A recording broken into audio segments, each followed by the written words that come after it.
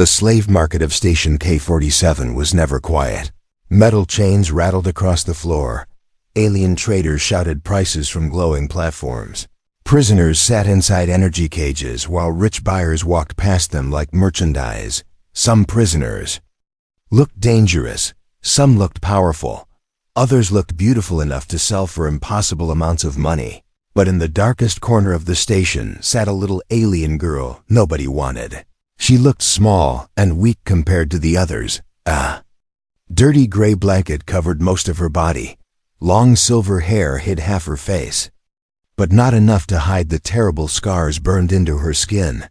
One side of her face looked almost normal, the other side looked damaged by fire. Her left eye glowed softly blue while the right eye stayed closed forever. Whenever buyers noticed her face, they immediately looked away. "She looks cursed," one alien whispered. "That thing belongs in a lab," another muttered. "No family would want her." The girl heard every word. She always heard them. At first those words used to make her cry, but not anymore. Now she simply lowered her head and stayed silent. The traders did not even bother cleaning her cage anymore. She had already been rejected too many times. 3 months, then 6, then nearly a full year. Nobody bought her. Nobody even asked her name. The station workers called her Broken Face, because remembering her real name felt like a waste of time. The little girl quietly sat near the back of her cage while the market lights flickered above her. Outside the station windows, endless stars stretched across space like frozen diamonds. She sometimes stared at them for hours, wondering what it felt like to belong somewhere. Suddenly loud alarms echoed across the entire market. "Warning! Human vessel detected." The station instantly changed. Traders stopped talking. Guards straightened their weapons. Even dangerous criminals became nervous. Humans rarely visited stations like K-47, and when they did, trouble usually followed. Heavy footsteps echoed through the metal hallway. Then he appeared. A tall human wearing a dark military coat stepped into the market. His boots were covered in dust from distant worlds. Several scars crossed his face, and a heavy plasma pistol rested at his side. Commander Elias Kane, even alien smugglers recognized the name. He was a human war hero, a soldier known for surviving impossible battles near the outer colonies. Some called him brave, others called him dangerous, but everyone moved out of his way. The station owner quickly forced a nervous smile and rushed forward. "Commander Kane," he said carefully, "this station welcomes human customers. Perhaps you seek workers, guards, or rare species." Elias ignored him completely. His cold eyes moved across the cages one by one. Strong fighters, expensive telepaths, genetically enhanced soldiers. He ignored them all. Then his footsteps slowly stopped, right in front of the little alien girl. The station owner blinked in confusion. "That one?" he asked nervously. "Sir, there must be some mistake." Inside the cage, the little girl slowly looked up. Most buyers only stared at her scars before leaving, so she prepared herself for another disappointed face. But the humans simply stood there quietly. For several long seconds, neither of them spoke. The girl noticed something strange about him. He was not looking at her with disgust. He was not laughing. He was not afraid. That almost confused her more than hatred. Elias crouched slightly until he was closer to her eye level. "What's your name?" he asked softly. The girl froze. Nobody had asked her that in a very long time. Her lips moved carefully. "Lyra," she whispered. The human nodded once, like her name actually mattered. Around them, traders watched silently. Some looked amused. Others looked uncomfortable. One alien merchant laughed loudly. "Human, don't waste your credits," he said. "She's defective," another trader smirked. "She scares customers away." Lyra lowered her eyes again. She expected the human to leave now like everyone else. Instead, Elias remained where he was. The little girl stared at him nervously, then slowly pulled the blanket tighter around her scars. Her voice trembled as she asked the question she had been afraid to ask anyone for years. "Human." She hesitated. For a moment, would anyone adopt an alien girl with a broken face? The entire market became silent. Even the loud traders stopped talking. For a brief second, the only sound came from distant station alarms and humming machines. Several aliens exchanged awkward looks. No one expected a question like that from a child waiting to be sold. Lyra immediately regretted asking. Her face turned downward in embarrassment. "Sorry," she whispered quickly. "I didn't mean to. You shouldn't apologize for that." Elias interrupted gently. Lyra slowly looked back up, shocked. The human studied her damaged face carefully, but his expression never changed. No disgust, no pity, only calm understanding. Then Elias reached into his coat and removed a glowing military credit chip. The station owner's eyes widened instantly. "I'll take her," Elias said. Gasps spread across the market. Several traders began whispering nervously. One guard even stepped backward in fear. But the station owner suddenly looked terrified instead of happy. He rushed toward Elias and lowered his voice. "Commander." "Wait," he whispered urgently. "You don't understand." Elias narrowed his eyes. The station owner swallowed hard before speaking again. "That child." He glanced fearfully toward Lyra's cage. "She isn't normal." At that exact moment, every light inside the market suddenly flickered dark blue, and Lyra's glowing eyes slowly brightened in the shadows. The lights inside station K47 continued flickering blue for several seconds. Traders looked around nervously. Some guards tightened their grip on their weapons. Others quietly stepped away from Lyra's cage. The little alien girl quickly lowered her head again like she was ashamed of what had happened. Commander Elias Kane noticed it immediately. She looked less like a dangerous creature and more like a frightened child waiting to be punished. The station owner wiped sweat from his forehead. "Commander," he whispered nervously, "you should leave her here." Elias stood up slowly. "You just sold her to me." He replied calmly, "Yes, but you don't understand what she is." The owner said, "That thing has caused accidents since arriving here." "Accidents?" Elias asked. The owner nodded quickly. "Doors opening by themselves, lights exploding, security systems failing near her cage." Several nearby traders immediately joined the conversation. "She makes machines act strange," one muttered. "I saw tools floating beside her once," another whispered. One guard disappeared after hurting her. Lyra covered her ears tightly when she heard that last sentence. "It wasn't my fault," she whispered shakily. "I didn't mean to hurt him." Elias looked back at her carefully. The fear in her voice sounded real, not fake, not manipulative. The human commander had spent most of his life around soldiers, criminals, and warlords. He knew how dangerous people acted. This child did not act dangerous. She acted terrified, without another word. Elias pressed the credit chip into the station owner's hand. "The deal is done," he said firmly. The owner looked like he wanted to argue more, but humans had a reputation for ending arguments violently, so he stayed quiet. A guard deactivated the energy cage. The blue barrier disappeared with a soft hum. Lyra did not move at first, almost like she could not believe the cage was actually open. Elias held out his hand toward her. "You coming?" he asked simply. The little girl stared at his hand for several long seconds. Nobody had offered her kindness in a very long time.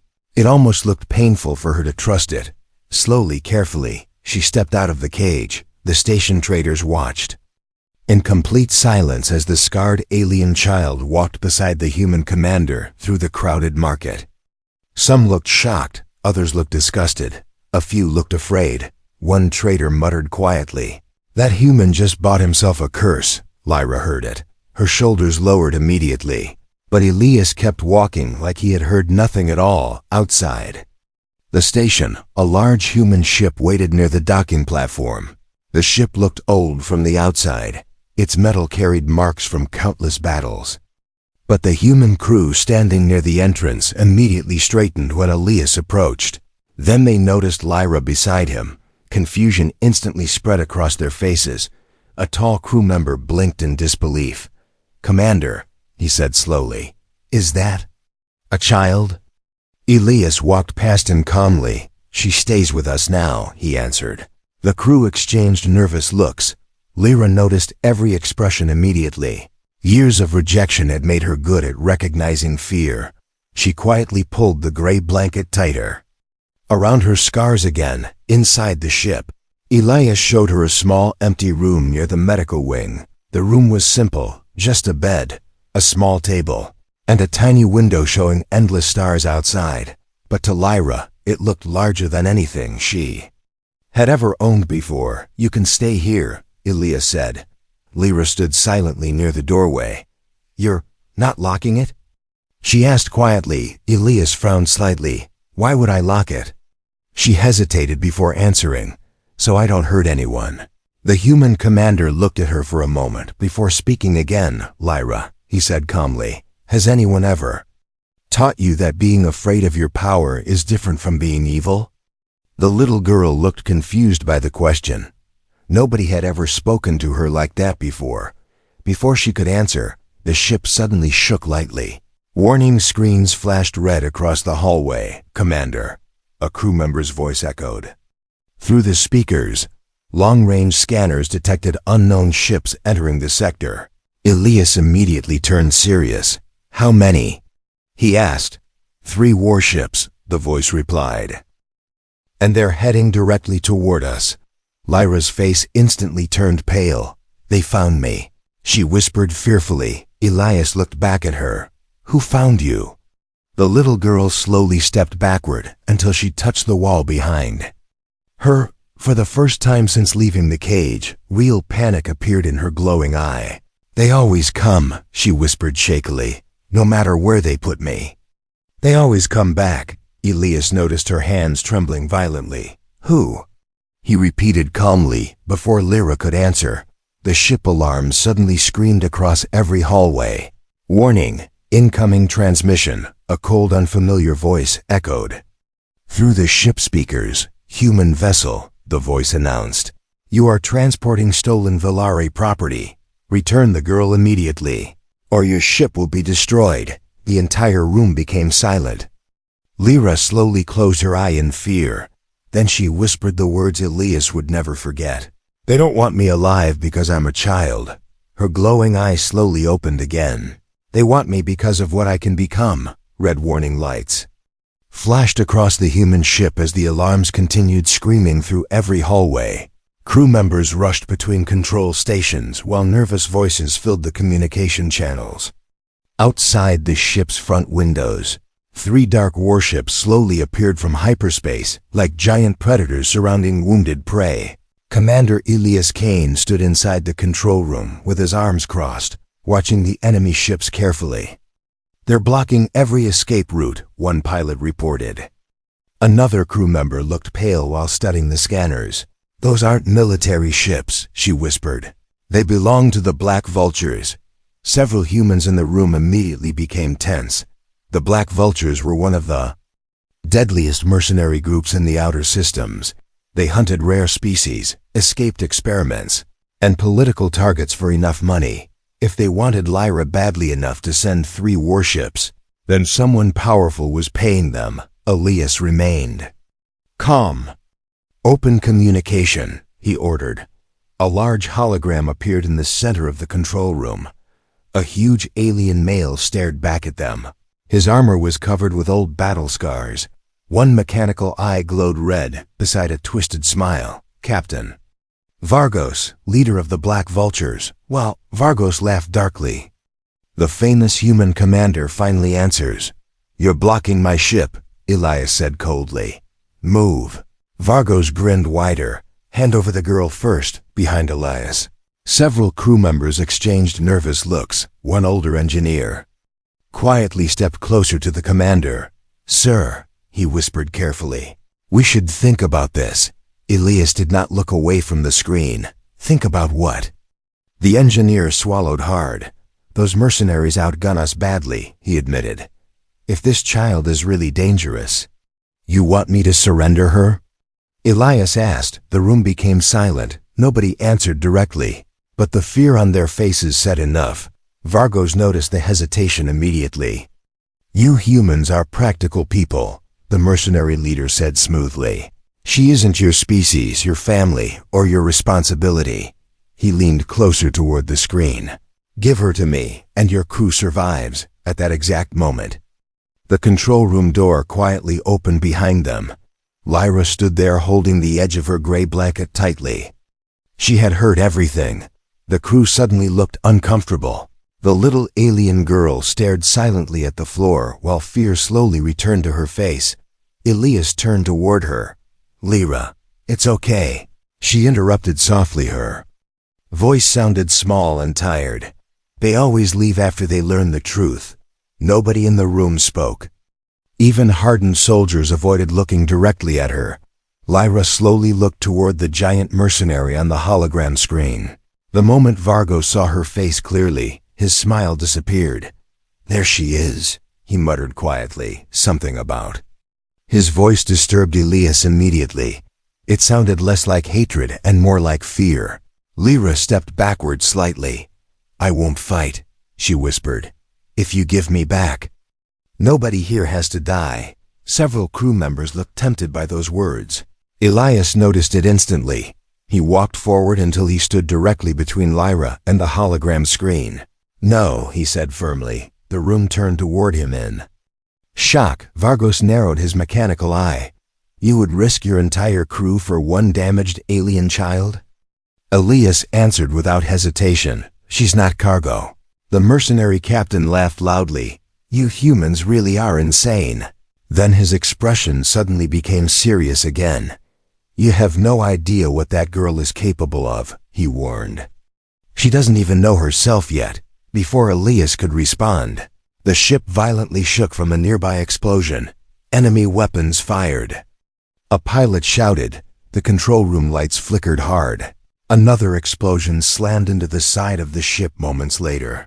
They're breaking through our shields. Vargos smiled coldly on the screen. Last chance, human, he said.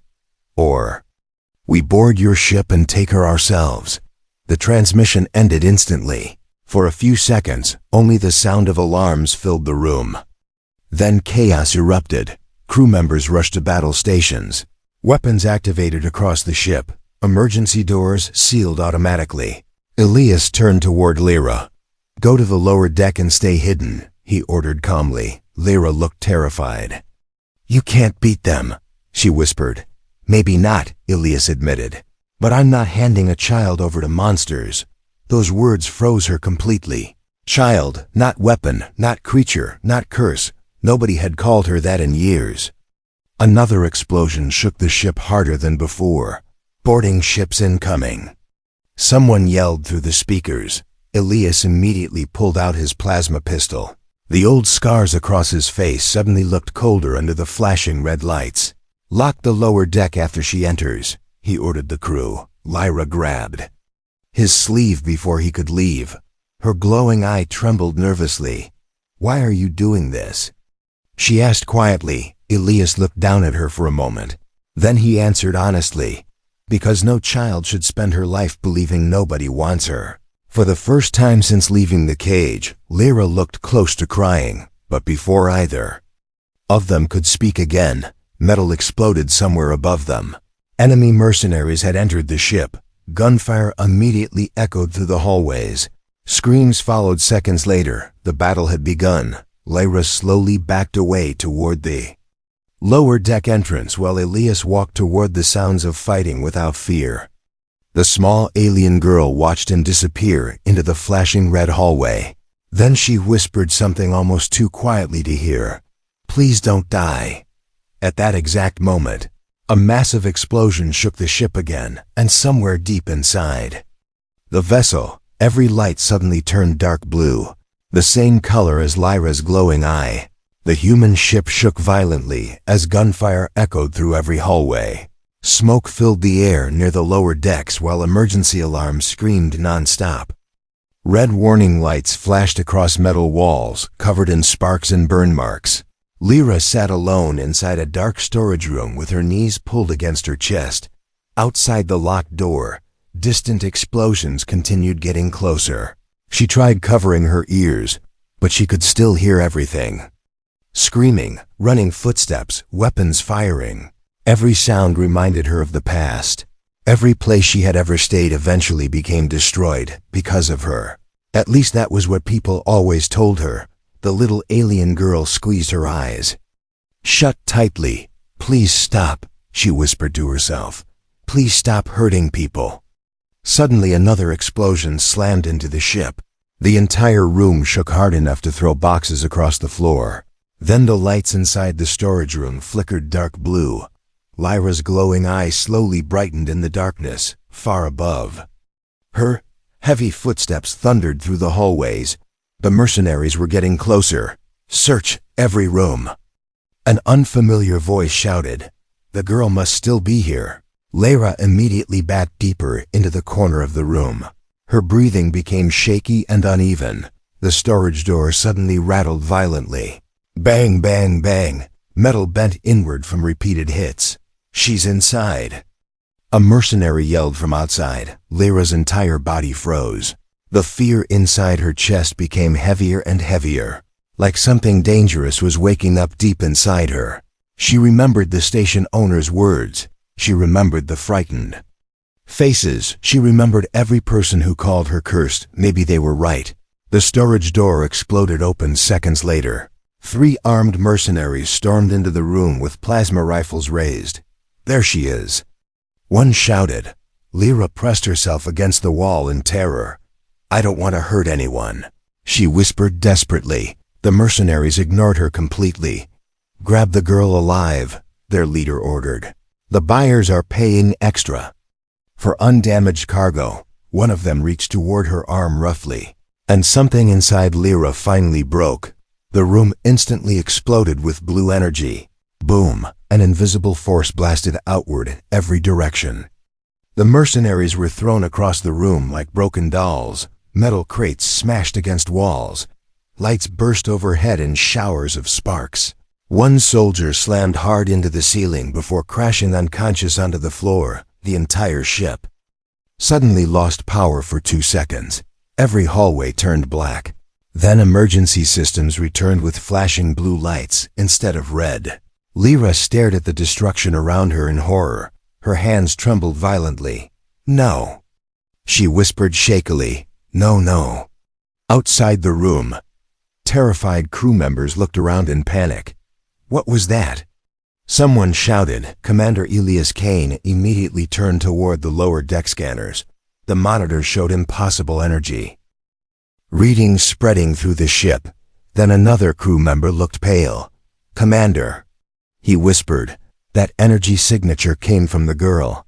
Elias immediately ran toward the lower decks. Meanwhile, inside the destroyed storage room, the surviving mercenaries slowly crawled backward in fear. Their leader stared at Lyra like she was a nightmare standing in front of him. "She's awakening already," he muttered nervously. Lyra looked confused and terrified. "I didn't mean to," she whispered. The mercenary leader shakily stood up while pointing his weapon at her. "You really don't know what you are, do you?" he asked before Lyra could answer. Elias suddenly appeared in the doorway and fired instantly. The plasma shot knocked the mercenary backward into the wall. The remaining attackers quickly fled down the hallway in panic. For a moment, silence filled the ruined room. Then Elias slowly lowered his weapon and looked around at the destruction.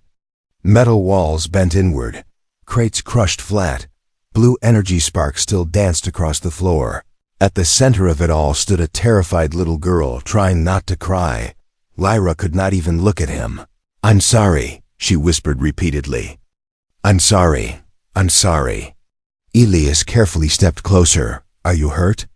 he asked. Lyra looked shocked by the question. Most people only cared whether others got hurt around her, not whether she got hurt too. "You should stay away from me," she whispered. "I lose control when I'm scared." Elias stopped a few feet away from her. "You were protecting yourself," he replied calmly. "I could have killed them." Lyra cried. "But you didn't," Elias answered. The little girl stared at him in confusion. Her glowing eyes slowly filled with tears. "You don't understand," she whispered shakily. "Everywhere I go, Bad things happen. Elias remained silent for a moment before speaking again. Bad people chasing you isn't your fault, he said quietly. Before Lyra could answer, voices suddenly echoed from the hallway outside. Crew members had arrived. But the moment they saw the destroyed room, they stopped walking. Fear instantly spread across their faces. One crew member slowly stepped backward. "That child did this?" he whispered. Another stared at Lyra nervously, like she was suddenly something dangerous instead of something small. The expressions on their faces hurt more than the battle itself. Lyra noticed immediately. The fear had returned. The same fear she saw everywhere else in the galaxy. Monster, that was what they saw now. Not a child, not Lyra, a weapon. The little girl lowered her head slowly. That night, while the damaged ship traveled quietly through deep space, Lyra sat alone inside her room staring at the stars outside the window. Then she carefully picked up a small piece of paper. Her shaking hands wrote only one sentence. "You gave me one happy week. Thank you." Hours later, while most of the crew slept, a small escape pod silently launched from the bottom of the ship, and inside it sat a lonely, scarred child disappearing into the darkness of space alone once again. Cold rain poured endlessly. Across the mining planet of Orus 9, dark clouds covered the sky while broken factories stretched across the horizon like giant dead machines. Rust covered almost every building. Old mining towers leaned sideways after years of abandonment, and thick smoke still rose from deep cracks in the ground. The small escape pod landed roughly between piles of destroyed metal near the edge of an abandoned city. Its door slowly opened with a hiss. Lyra stepped out quietly into the rain. The cold water quickly soaked her silver hair and thin gray blanket.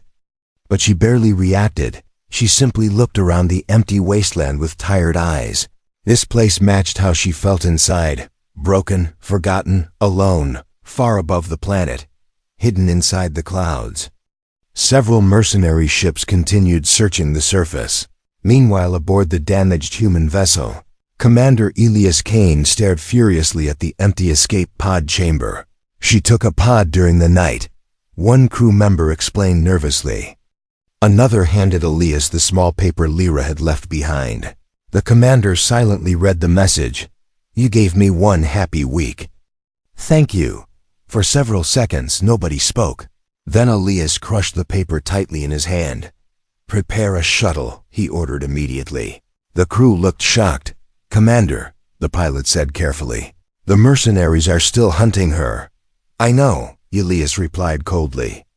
"And the council will probably track her soon too," another warned. Elias turned toward them sharply. "She's alone on a dead mining planet while half the galaxy wants her captured," he said. "So unless someone has a better idea, I'm bringing her back." Nobody argued after that. Back on Orus 9, Lyra wandered silently through empty streets covered in rust and rainwater. Old hologram signs flickered weakly above abandoned stores. Wind pushed broken paper across the roads. Some buildings looked ready to collapse at any moment. The little alien girl kept her head lowered while walking. Part of her hoped nobody would find her. Another part hoped someone finally would. Hours later, she noticed voices nearby. A group of local children stood near a broken transport vehicle watching her carefully.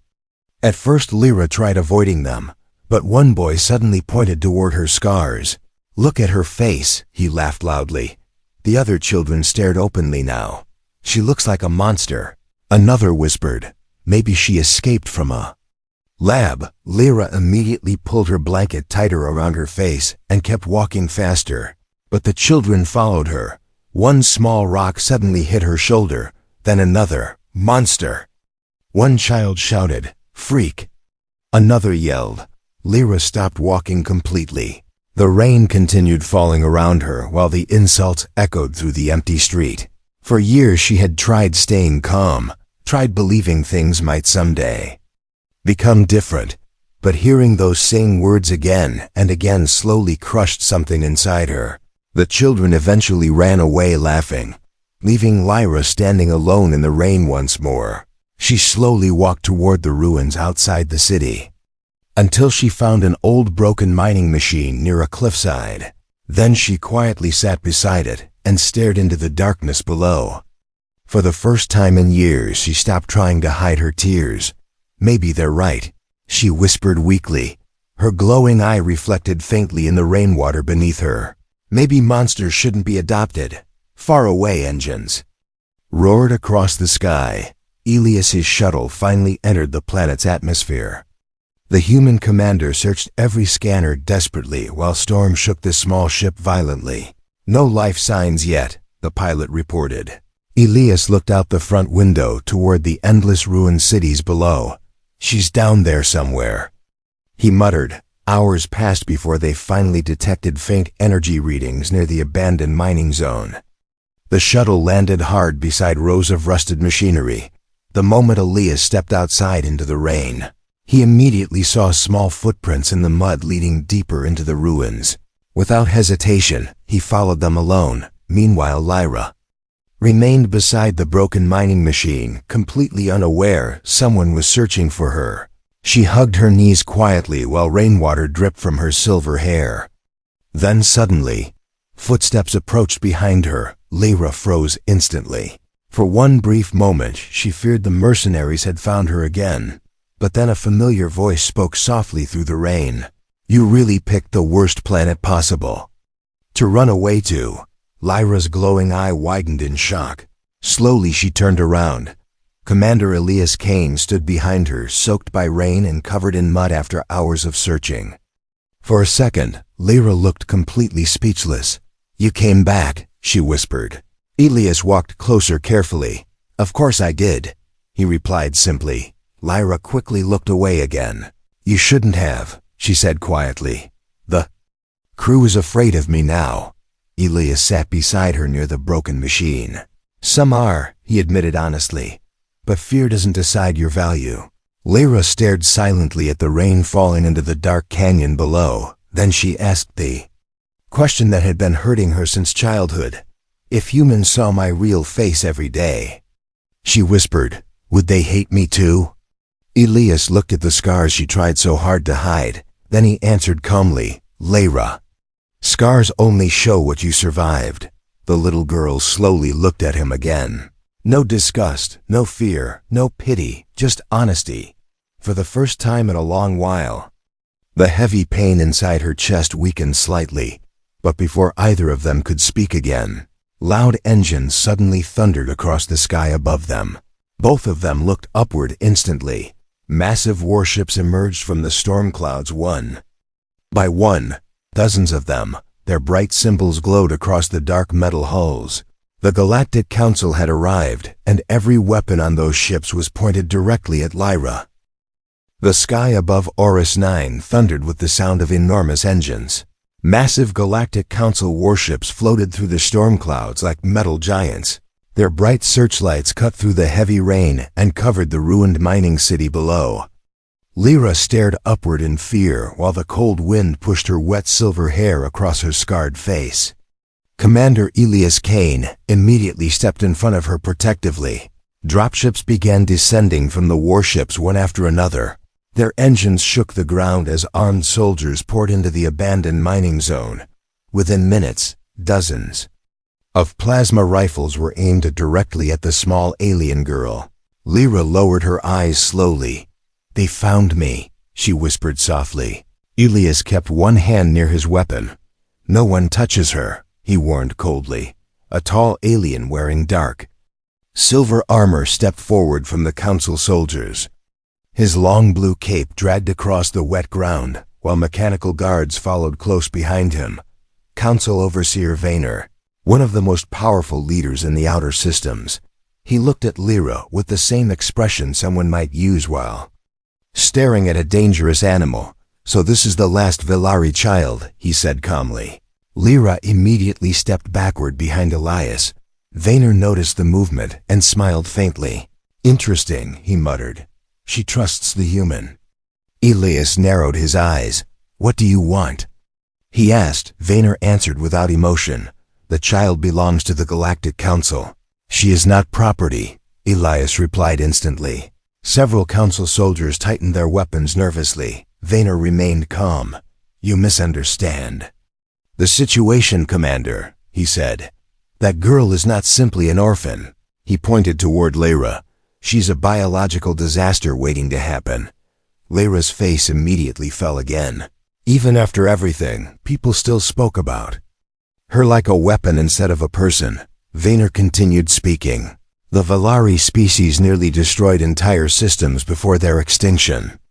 Children like her become unstable as they mature. One emotional breakdown could kill millions." The storm grew louder around them. For several long seconds, nobody moved. Then Lyra slowly stepped away from Elias. The human commander looked back at her immediately. "Lyra?" She could not meet his eyes. "Maybe he's right," she whispered weakly. Elias frowned. "No," he said firmly, but Lyra continued quietly. "Everywhere I go, people get hurt." Her glowing eye trembled slightly. "The market, the ship, the mercenaries." She lowered her head completely. "If I disappear, maybe everyone will finally be safe." The words hit Elias harder than any weapon ever had. A child truly believing the galaxy would improve without her existing.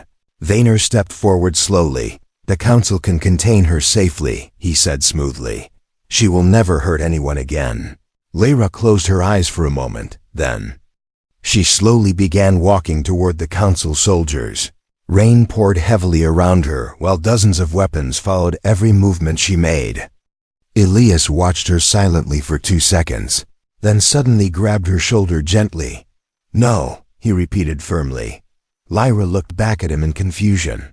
The human commander stepped in front of her once again before turning toward the entire Council army. "She's not going with you," he announced loudly.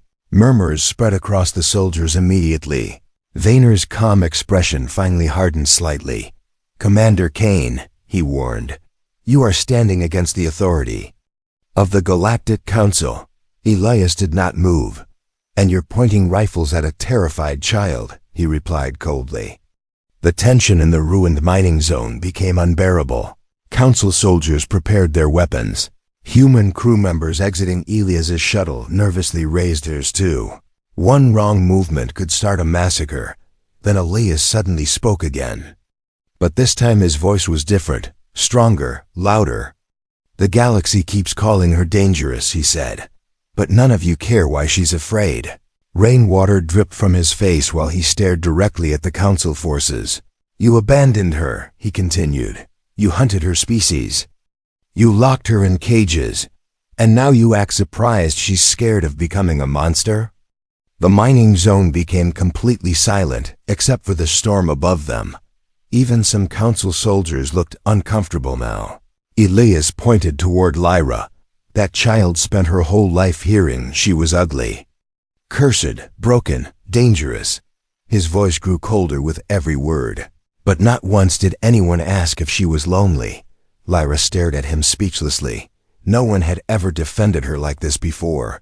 One human crew member slowly stepped beside Elias, then another, then another. Soon nearly the entire human team stood protectively around Lyra while Council forces watched in disbelief. Vaynor's expression darkened completely now. "You humans would risk war for this creature?" he asked. Elias answered instantly. "We're protecting the child," for a brief moment. Lyra's glowing eye filled with emotion she barely recognized anymore. Hope.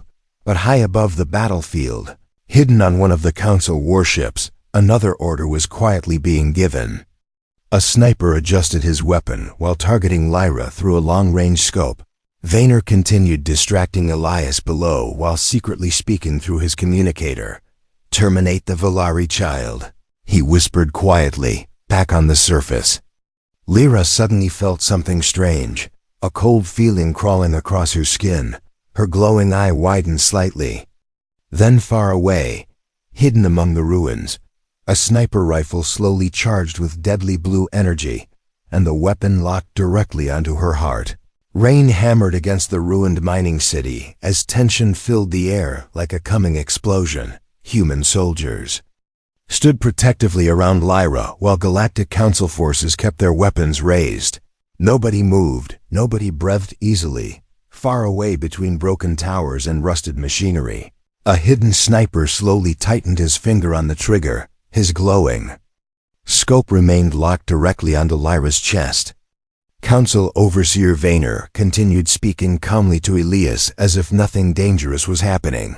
"You are making a terrible mistake, Commander," he warned. Elias did not lower his weapon. The mistake was treating a child like a monster. He answered coldly. At that exact moment, Lyra suddenly felt something. A sharp, cold sensation rushed through her body, like danger itself was screaming inside her mind. Her glowing eye widened instantly. "Elias," she whispered nervously. Then the sniper fired. Boom. A bright blue plasma round tore through the rain at terrifying speed. Everything happened in seconds. Lyra instinctively threw her hands forward. The air around her exploded with blue energy. A massive, glowing shield suddenly appeared in front of the humans. The sniper shot slammed into the shield and burst apart harmlessly. The shockwave blasted rainwater and dust across the battlefield. Everyone froze in disbelief. Lyra stood trembling at the center of the glowing barrier while energy crackled wildly. Around her body, Council soldiers backed away nervously. She activated. One shouted. Another sniper shot suddenly fired from the ruins. Then another. Chaos exploded across the mining zone. Human soldiers immediately returned fire while Council troops scrambled for cover. Dropships roared overhead. Explosions lit up the stormy sky, but in the middle of the battle, Lyra remained completely frozen. The blue energy surrounding her kept growing stronger. The ground beneath her feet slowly cracked apart. Elias immediately noticed the fear on her face. "Lyra," he shouted. The little alien girl looked at her own glowing hands in horror. "I can't stop it," she cried. The energy storm around her expanded violently. Nearby soldiers from both sides were thrown backward by invisible force. Broken metal and stones began floating into the air around her. Vayner stared at the scene with fear. This is exactly why she must be destroyed. He yelled, but Elias ignored him completely. Instead of running away, the human commander walked directly toward Lyra through the dangerous energy waves. Several human soldiers shouted warnings at him. "Commander, get back. She's losing control." But Elias kept moving forward anyway. Lyra saw him approaching and panicked harder. "Stay away from me," she screamed. "I'll hurt you." Blue lightning exploded around her body. The storm above the city became darker and louder. Yet Elias continued walking toward her without fear. Then finally he reached her. The powerful energy pushed violently against him, but he forced himself closer until he stood directly in front of the terrified child. "Look at me," he said firmly. Lyra's glowing eyes shook with panic and tears. "I'm dangerous," she whispered desperately. Elias shook his head immediately. "No," he answered. "You're scared." Those words cut through the chaos around her stronger than any weapon. For a brief second, the violent energy weakened slightly. Elias carefully placed his hands on her shoulders. "Listen to me, Lyra," he said calmly despite the explosions around them. "You are not the monster they told you that you are." The little girl stared at him silently while tears mixed with rain on her scarred face. "All your life," Elias continued, "people feared your scars before they ever understood your heart." Another explosion shook the battlefield nearby, but Lyra barely noticed anymore. "You protected us," Elias said softly. "You didn't attack anyone." The glowing energy surrounding Lyra slowly began calming down. Floating debris gently fell back toward the ground. The violent winds weakened. Far away, Council soldiers watched in complete disbelief. The terrifying power they feared was not destroying the battlefield, it was protecting people. Then suddenly, a damaged Council dropship lost control above the city. Flames burst from one of its engines as it spiraled downward directly toward a group of trapped soldiers below. Both human and alien soldiers looked up in horror. "There's no time," someone screamed. Without thinking, Lyra raised both hands toward the falling ship. Blue energy surged across the sky like a giant wave. The crashing dropship suddenly stopped in midair only seconds before impact. Every soldier below stared upward in shock. Slowly, carefully, Lyra lowered the burning ship safely onto the ground instead of letting it explode. Silence spread across the battlefield. Even Vaynor looked speechless now. The dangerous monster had just saved the lives of the same people who wanted her dead. Rain continued falling softly across the ruined city while soldiers from both sides slowly lowered their weapons. The battle was over. Weeks later, the storms of Horus 9 became nothing more than distant memories. Far away on a peaceful human colony world, sunlight filled a small house near quiet green hills. Inside the home, Lyra stood nervously near a window while holding a warm cup with both hands. She still wore simple gray clothes. Her scars still covered half her face. But for the first time in her life, she no longer tried hiding them constantly. Behind her, Elias entered the room carrying several official documents.